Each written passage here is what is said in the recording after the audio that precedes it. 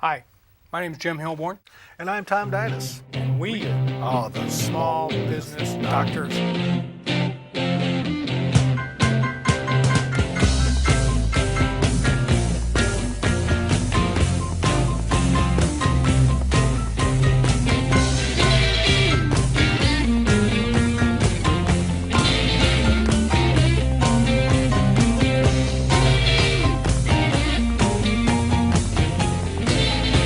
And I've been taking care of business every day.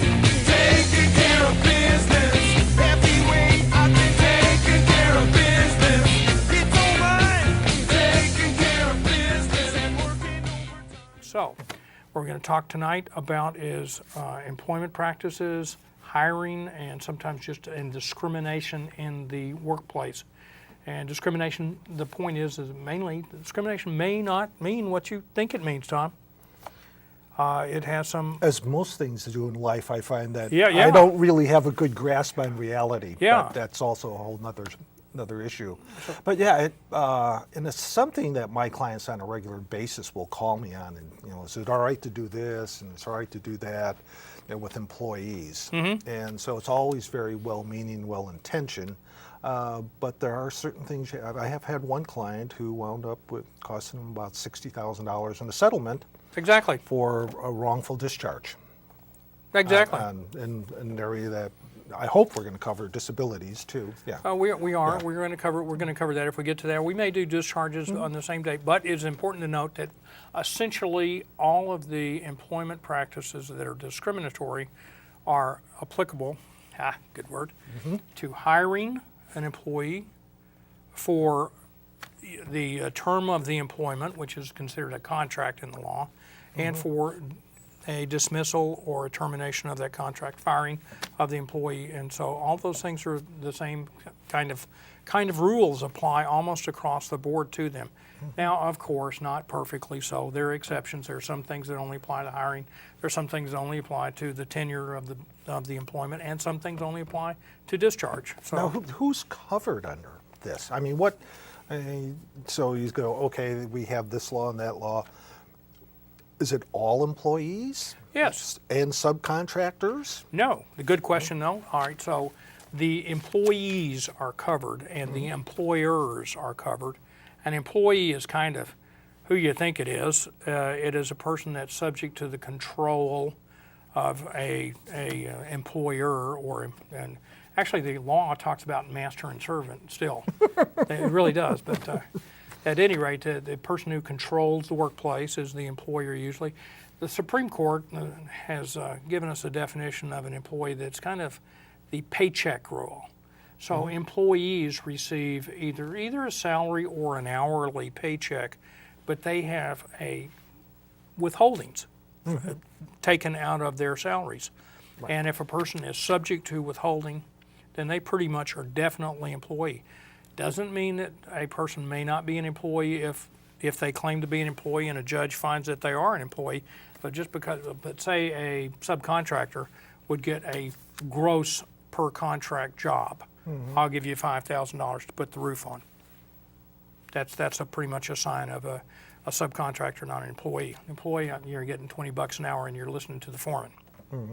Well, under tax law, we have a big issue where the IRS is pushing to reclassify contractors into employees. Absolutely. So that would all of a sudden shift all that into the discrimination things too. Oh, then. it would be definitely, So and that could absolutely. be a double-edged sword for some of my people. It sure could. And the other way is most contractors sometimes want to classify their employees as subcontractors because they don't have to withhold and they don't have to pay the other half of Social Security, Unemployment, workers' comp, all those good yeah. things that we talked about in other tutorials. There you go. Now, you've already said something that's got me worried, Jim. Okay.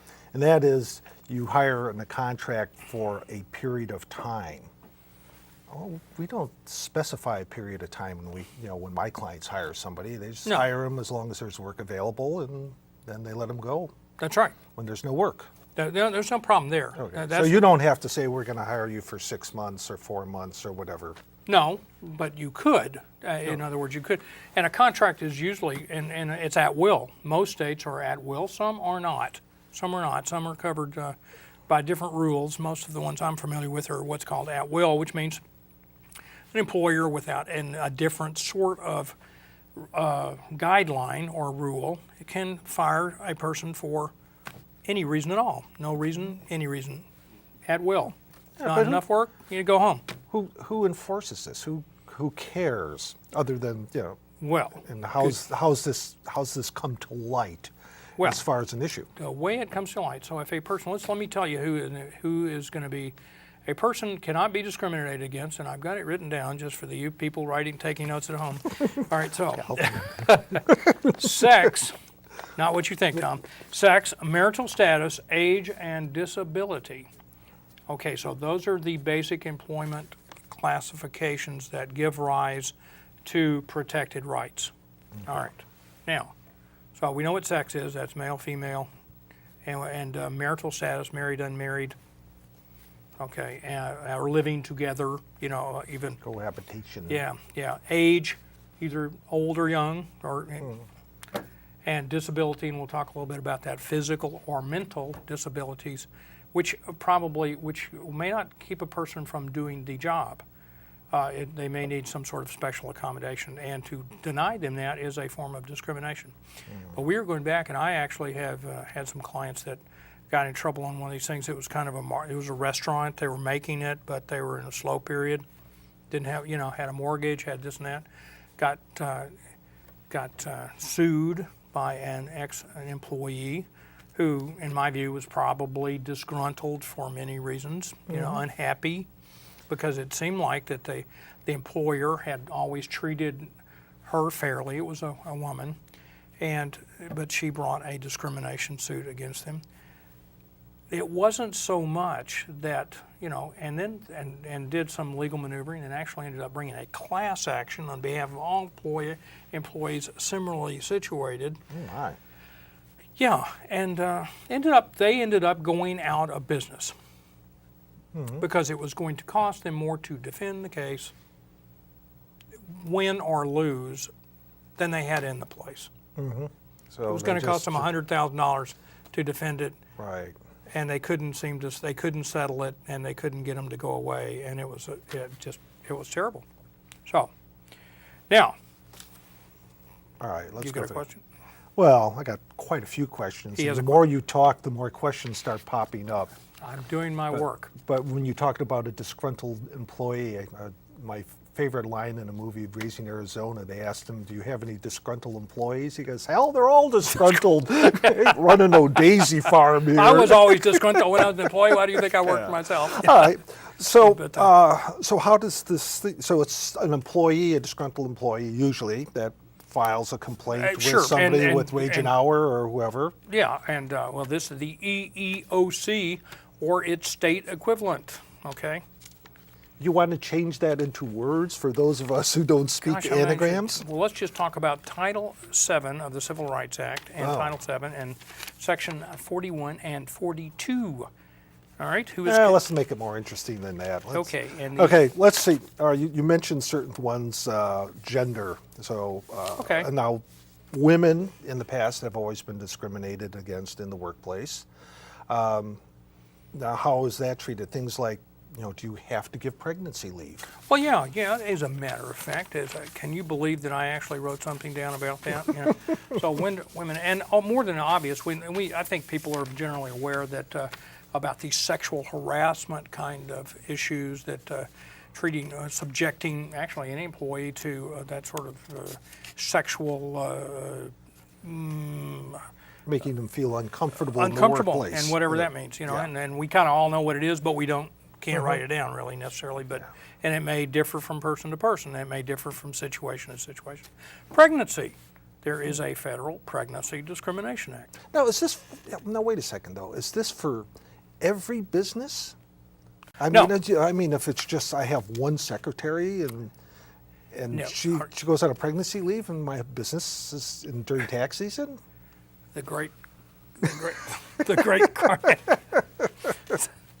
definition of an employer, amazingly enough, is covered in federal law. Gotta And- love this And is government. There are books and books of federal rules out there, and more to come. But anyway, an employer generally, and your state may define this a little bit differently, as state usually making it more onerous on the business, not less. Right, that's pretty Worse standard, yeah. for the small businessman, not better. Commerce who has 15 or more employees, and here's even better, Tom. It's not just do we have 15 or more employees at the time that the person making the complaint makes the complaint. Well, that would be No. logical. But no, Monsieur, no. It means, this is math, get your calculator out. 15 or more employees for each working day and each of 20 or more calendar weeks of the current or preceding calendar year. Ooh, Calendar advanced year. math. Or any agent of such a person, which makes it even worse. So if you've got a busy time where you hire a bunch more people, and suddenly it's the slow time, and the person and an employee makes a complaint, and you would think, oh, well, I haven't really paid much attention to those kinds of rules before because it doesn't really apply to us small guys. Well, it can. If you have So if you have a landscape business or a retail where you're gearing up for part or of you're a the farm, maybe, yeah, farm, yeah. Or some kind of agricultural business or anything with a busy season, Christmas season and retail. So you bunch up and maybe you normally have 10 or 12 employees and suddenly you got 25 for, for a while. Okay. Yeah, okay. Okay, so, So- we talked about Yeah. pregnancy. Now, what then. about pay? Do Equal pay. women actually supposed to get the same amount That's of money? not just about women anymore, Tom. That is so yesterday. That is so yesterday, Tom. I fear change. You know that. I know. It is any employee, okay, and equal pay for equal work. And of course, it's mostly gender related, or it has been historically. You and I would think of it in terms of Right. gender discrimination because of equal pay for equal work. And that means that an employee needs to show that, they need to show that the jobs are similar. Not necessarily the same, similar, substantially equal. There's a weasel word for you, Tom, substantially equal. We can argue about that all day. All day. Not necessarily that they were identical, and they have a common core of task, such as. What the heck does that mean? Well, I think it means whatever the judge says it means, but it would mean certainly that I would think it would be okay. So if we're in the maintenance crew, we may not do exactly the same thing, but we do a lot of the same things. I'm thinking that's. Okay. So we're not talking a secretary versus a janitor, or so it'd be janitorial staff would be given scrutiny on one hand. What are the other janitors making? Secretaries, what are the other secretaries making? Okay. Now, So can what you you can you dictate how people dress and comb their hair and in the office? Assuming that we have hair, but that's a good one. Yeah, I like it. Yeah. I have more never fun with that. Whoa. Do you think my hair looks okay, Tom? Yeah. But, well, grooming. Yeah, well, that's not nice. That's not nice.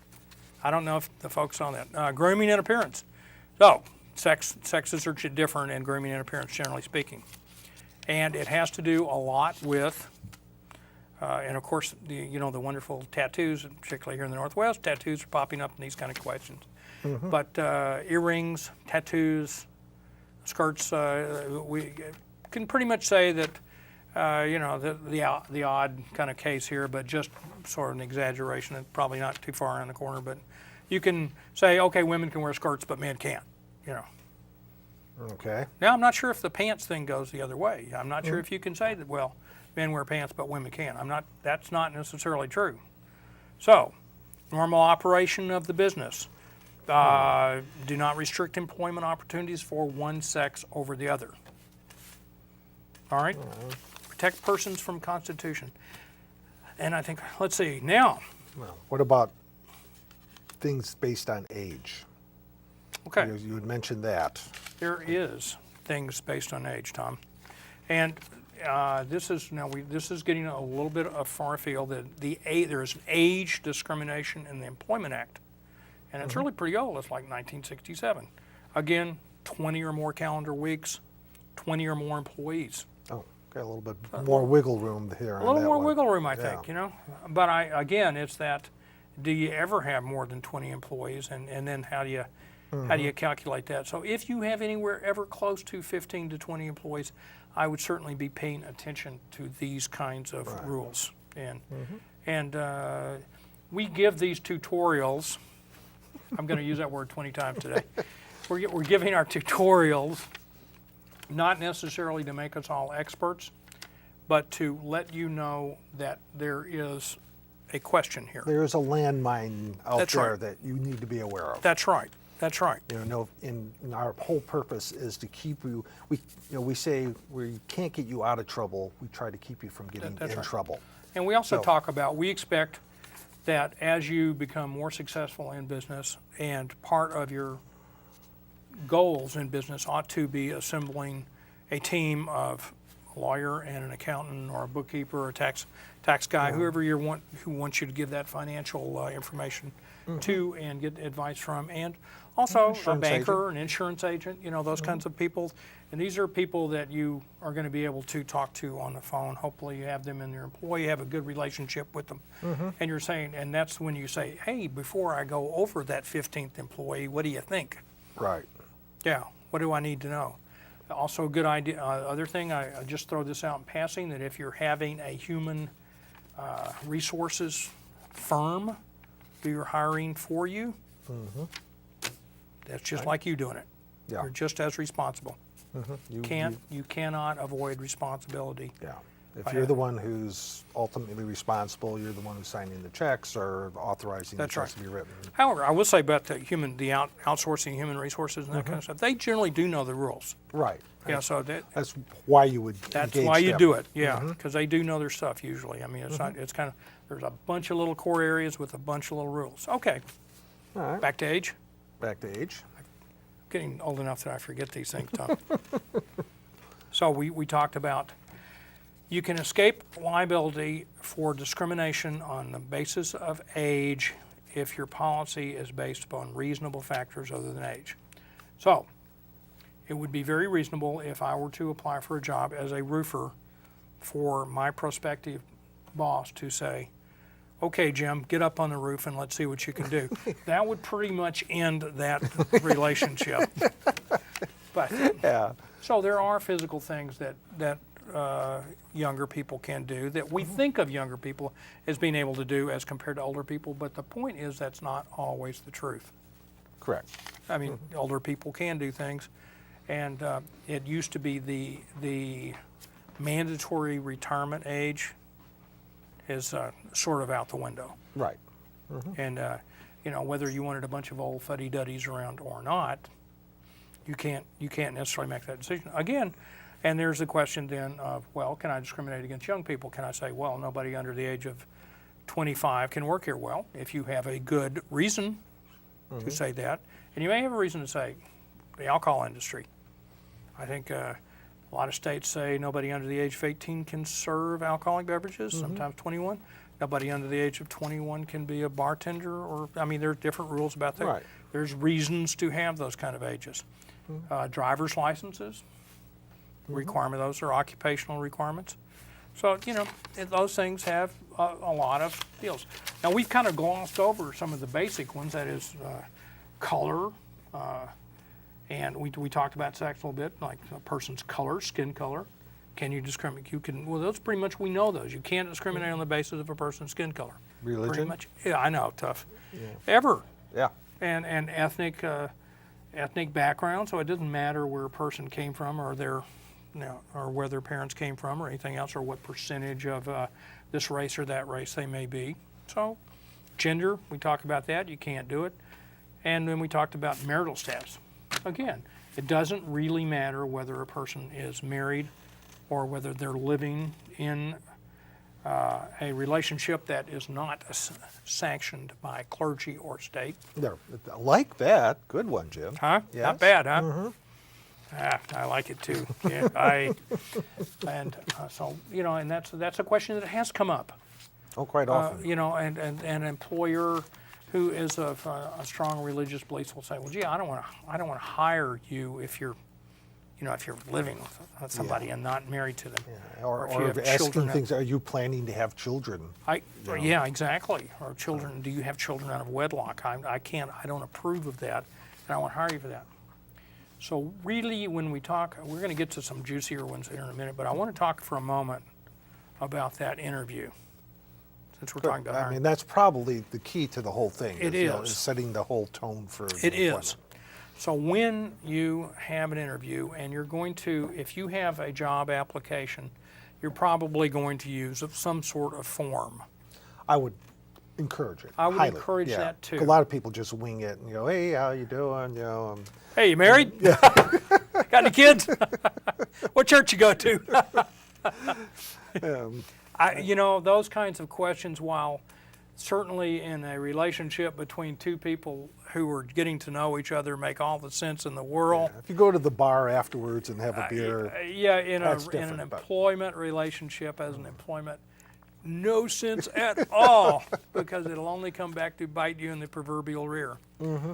So what do we don't ask about? If we have the form, then we go by the form. and that's why one with the check off box I thing. absolutely agree with you, Tom. You and put that this in hurts with their deeply. Hurts deeply. whatever now and then. Yeah. You put it in the employee's permanent file. That's right. A I lot of people don't do that. They just hire them, they get them on the job site. That's right. And then all of a sudden there's problems. Yeah. And accusations are made. But if you have the backup, the simple thing, the checklist, I asked them this question, this one, these are the only questions I asked during, and you have the part of the sign off. These are the only questions I was asked concerning whether I'm eligible Absolutely, for employment. and your form should show that. And so it's like, instead of asking a person if they're handicapped, you don't ask them that question. Then this is where you need to learn this as an employer. You ask them if they require any special accommodations to do a task. And then there is, as human resources will show you, there's sort of a little thing that they say, here's the job. Right.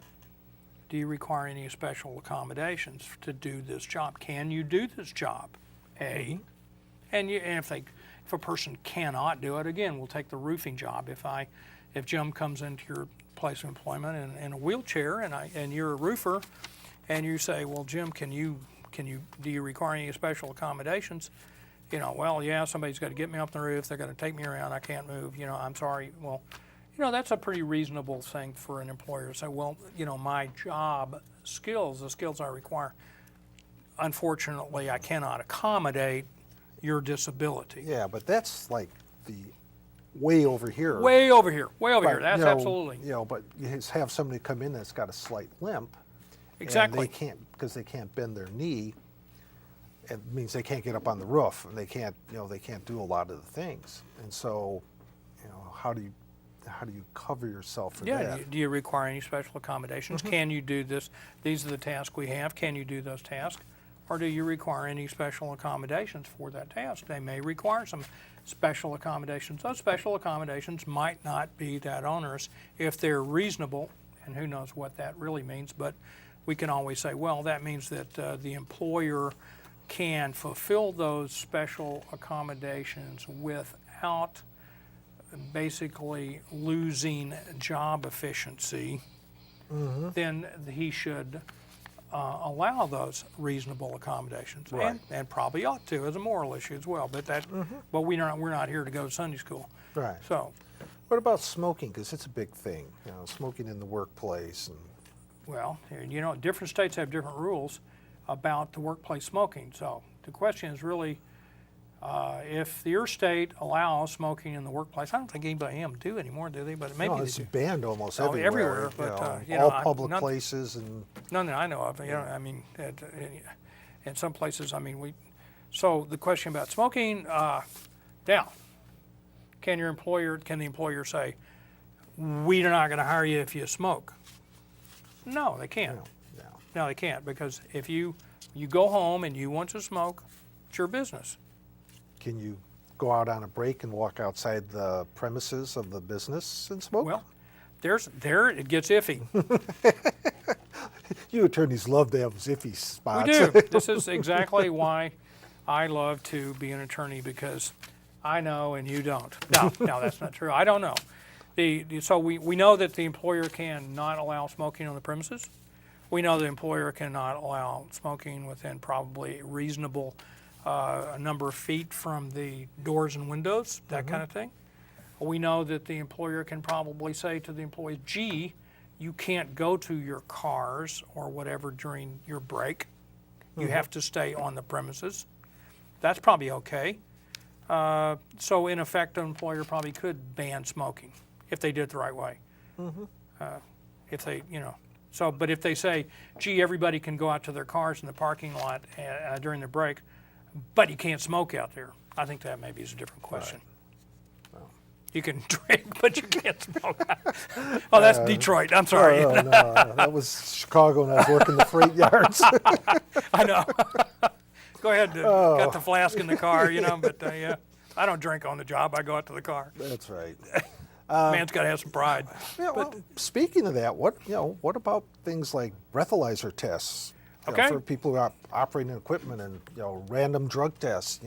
Okay, yeah, very good question. Now we don't have a lot of time left. Certain situations you can give an employee a random, test for alcohol. Usually a urine test, but those usually the commercial drivers. It's allowed under that situation. That's an ODOT rule. We get along, I don't really cover it, but ODOT and commercial drivers do have to subject themselves to random testing. Breathalyzers, usually not. Now, if you have reasonable suspicion to think that your employee is drinking on the job, then you can inquire further. An employer can certainly say no drinking on the job, and you can't come to work under the influence. Probably get away with saying you can't come to work with liquor on your breath. That's a little closer Would be question. reasonable, yeah. Be a reasonable comment, be a reasonable requirement, though. So yeah, you can do that. So. Okay, we could like to cover a lot more, but we've run out of time. I We're think going we to have have to do some. another tutorial on Another tutorial, Tom.